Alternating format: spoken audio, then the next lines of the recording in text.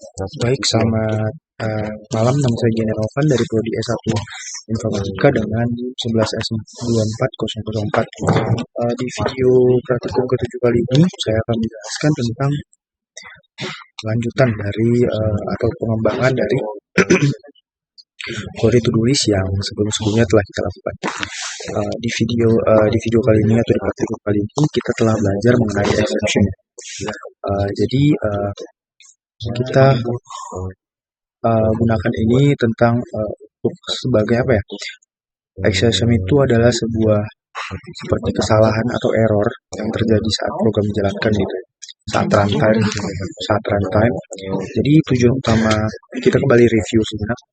Tujuan utama exception adalah untuk menghentikan alur normal program ketika ada situasi yang tidak normal atau yang tidak diharapkan seperti itu.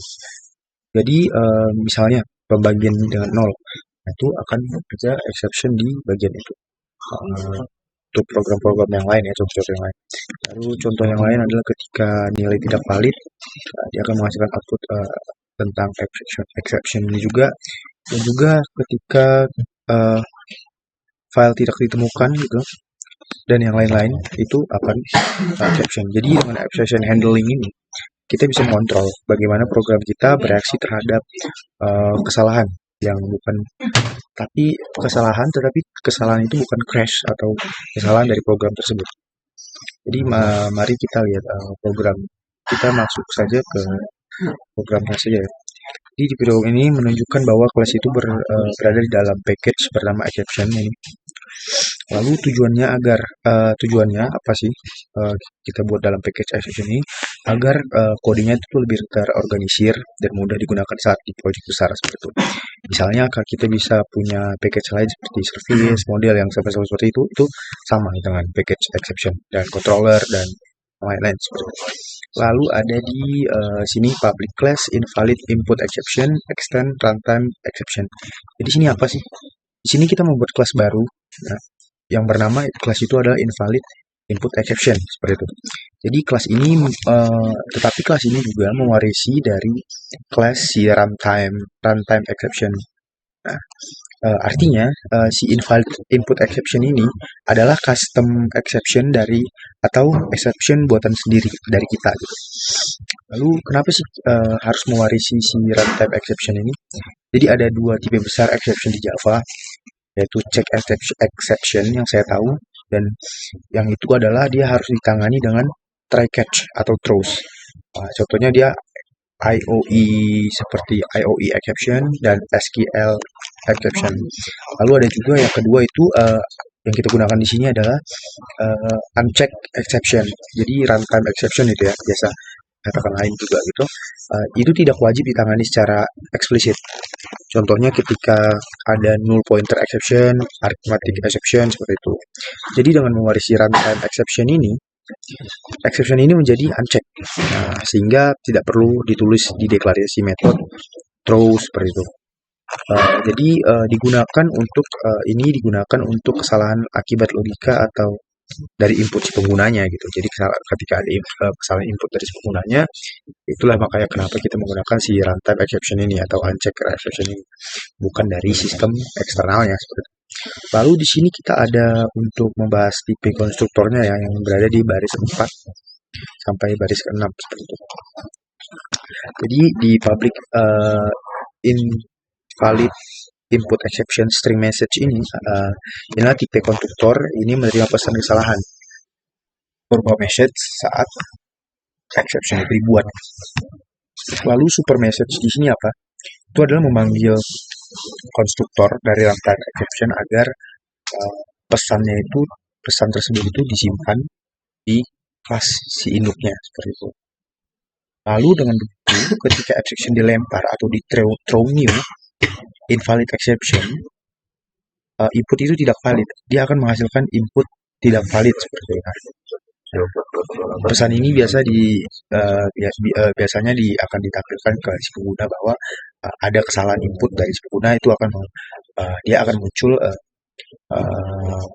input tidak valid seperti itu. Jadi cara menggunakan exception ini, misalnya kita ingin validasi input pengguna agar tidak kosong gitu ya. kita menggunakan string input null seperti itu, input empty seperti itu. Lalu jika kita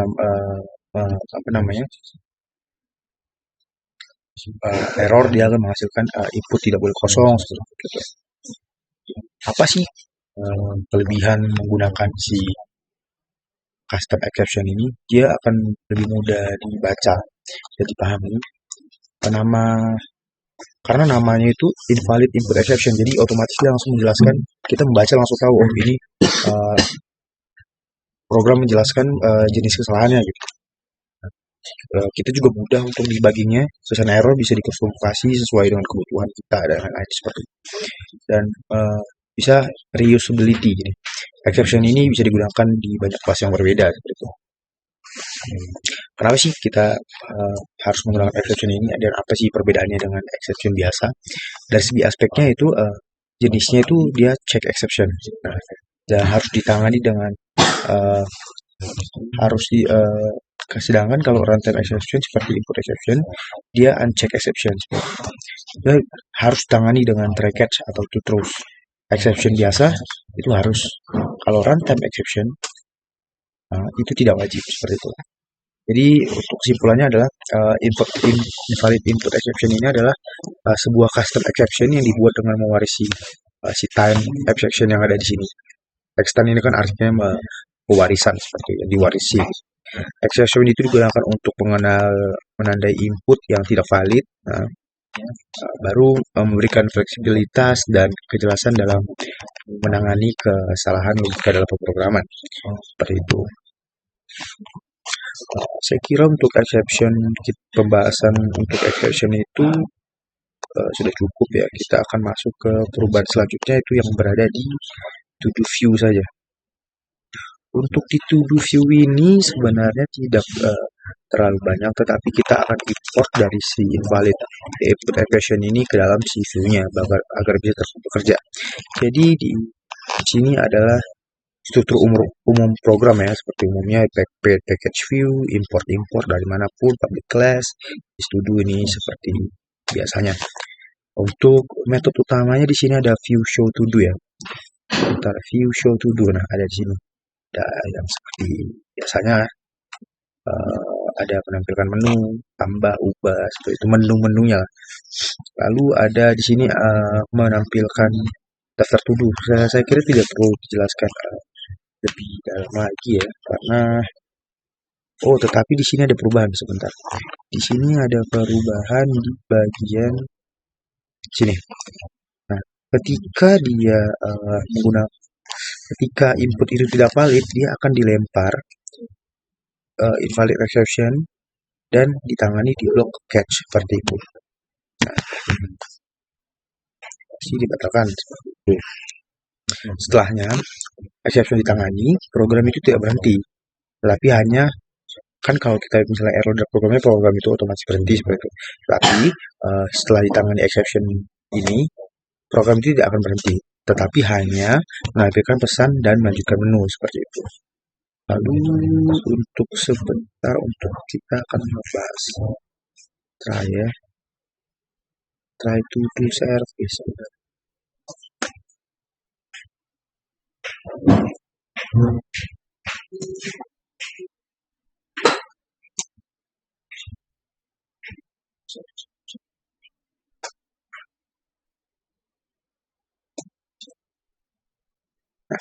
Untuk di sini itu untuk fungsi invalid exception di sini lah memberitahu kenapa input salah dan kenapa apa penyebab program itu crash seperti itu.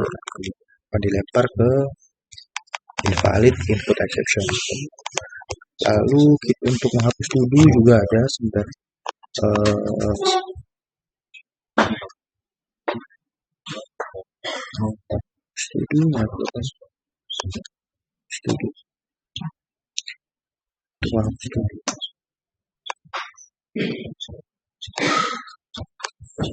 Number format exception.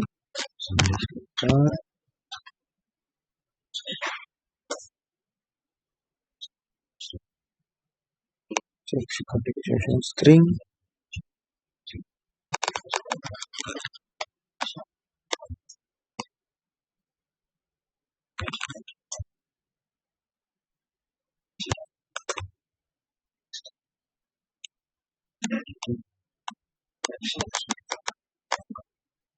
Nah, di sini.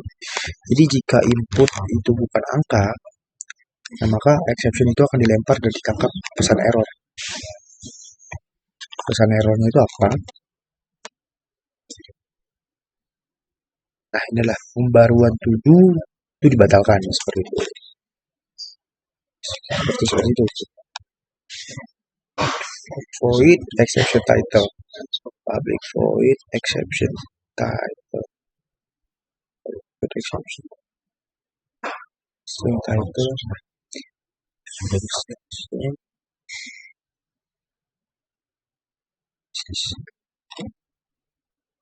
Di sini artinya judul itu harus diawali huruf kapital. Judul harus diawali huruf kapital dan diikuti huruf angka spasi dan minimal karakter itu ada 6. Nah, ketika itu di throw ke valid exception seperti itu. Ini akan dibatalkan, jika batal. Saya kira kita langsung saja masuk ke ini ya. Percobaan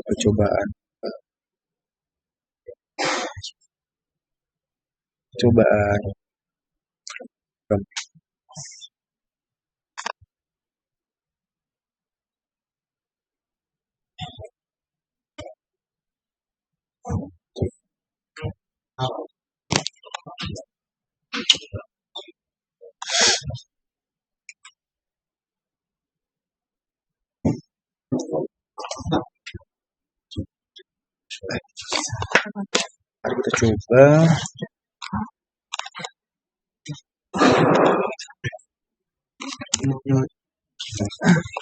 Ini kita masukkan satu ya. Kita masukkan batal X.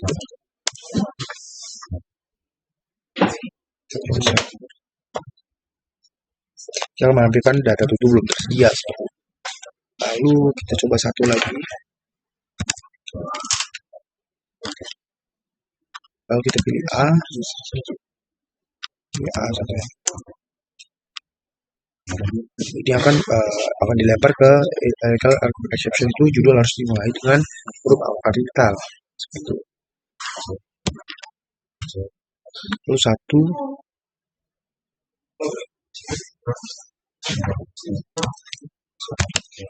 kita A B C D E F, coba ya, A B C D E F, A B C D E F, data to do belum tersedia.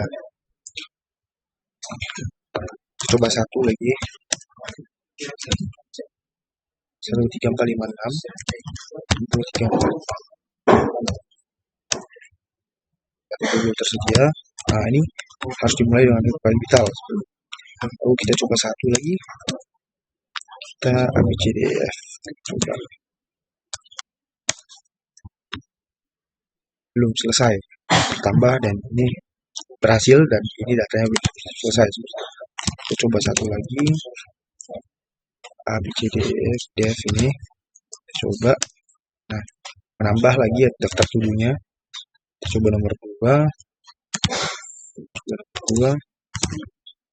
Kita kembali keluar ya, keluar, tidak ada.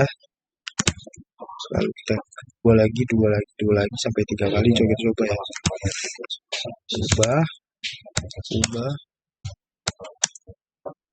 Nah, sudah tidak ada, baru dibatalkan, juga tidak ada yang terjadi seperti itu. Lalu kita lanjut lagi mencoba programnya 21 A 2 1 A. Ini akan judul harus dimulai dengan kapital, angka huruf dan nilai 6 karakter. Barang itu dibatalkan. Coba 2 1, kita coba ubah. ID tubuhnya 1 gitu. Dan kita masukkan ABCD. Nah, judul harus inilah maksud dari si exception itu. programnya itu tidak berhenti, tetapi program tetap lanjut dan akan masuk lagi kembali ke menunya seperti itu. Saya kira tidak perlu semua dijalankan. Kira-kira sudah dapat bagaimana gambarannya, bagaimana cara kerja exception ini, invalid input exception, dan apa itu invalid input exception seperti itu. Saya kira cukup segitu singkat pertemuan kita kali ini. Lebih kurang mohon maaf. Terima kasih.